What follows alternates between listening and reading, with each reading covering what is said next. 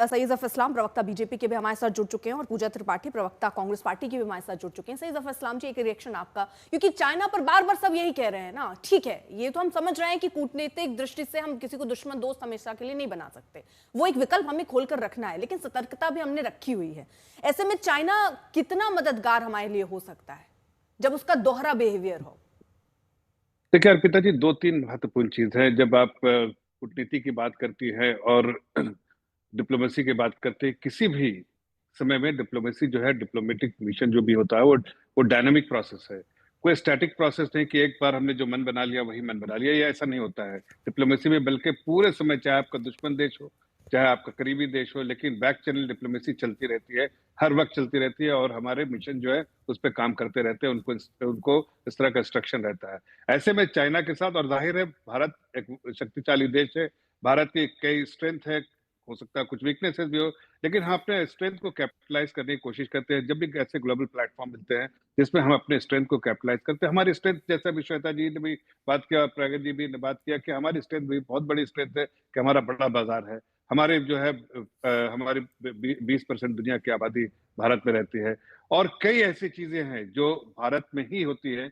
जैसे टेक्नोलॉजी में आप देखिए, भारत कहीं ना कहीं जो माइंड है वो बहुत दुनिया से आगे है, और बहुत सारी चीजें हैं जो दुनिया में से आगे है। इसलिए उसका जो एडवांटेज है वो पूरे दुनिया को मिलता है, और जाहिर है दुनिया चाहती है कि हमसे रिश्ते बने रहे। लेकिन कुछ चीजें ऐसी होती है जो उनके जी। लिए भी डोमेस्टिक कारणों की वजह से उनके लिए भी वो विकल्प नहीं होता कि पूरे तौर से हाथ मिलाए, लेकिन कहीं ना कहीं middle ground, meeting of minds करने की कोशिश करते हैं। तो मुझे लगता है कि आज जब भारत के प्रधानमंत्री वहां है तो बिल्कुल साफ संकेत उन्होंने दिया है। सतर्क तो रहते हैं, हम हर वक्त सतर्क रहते हैं जब भी इस तरह की सिचुएशन रहती है, और ना ही भी रहती है सिचुएशन तो भी हम सतर्क रहते हैं अपने डिप्लोमेटिक अप्रोच में। लेकिन हमें अपना हमारा अपना जो ठीक है। हमारी मंशा है, जो अपने जी, इंटरेस्ट को लेकर, उसमें कहीं ना कहीं हम कोशिश करते हैं कि हमारे ठीक है। इंटरेस्ट में कोई कॉम्प्रोमाइज नहीं हो, पूजा जी का और भी एक जल्दी से रिएक्शन ले लूं। जी जफर जी। देश की स्थिति जो है ग्लोबल प्लेटफॉर्म पे बड़ी अच्छी बनी जी, रहे। पूजा जी आप इसको कैसे देखती हैं? अनम्यूट कर लीजिए प्लीज अपने आप को। देखिए अर्पिता जी, राष्ट्रहित के ऊपर जब आप कूटनीति को प्रायोरिटी देते हैं, जब आप कूटनीति को प्राथमिकता देते हैं, अपनी राष्ट्रीय सुरक्षा, स्वाभिमान और विकास के ऊपर अगर आप कूटनीति को प्राथमिकता देते हैं, तो वो कूटनीति नहीं, वो सब आत्मसमर्पण होती है। कि वही चाइना है, 2 महीने पहले, ये कोई बहुत पुरानी बात नहीं है, 2 महीने पहले ऑपरेशन सिंदूर के टाइम पे वो चाइना पाकिस्तान को रियल टाइम इंफॉर्मेशन दे रहा था।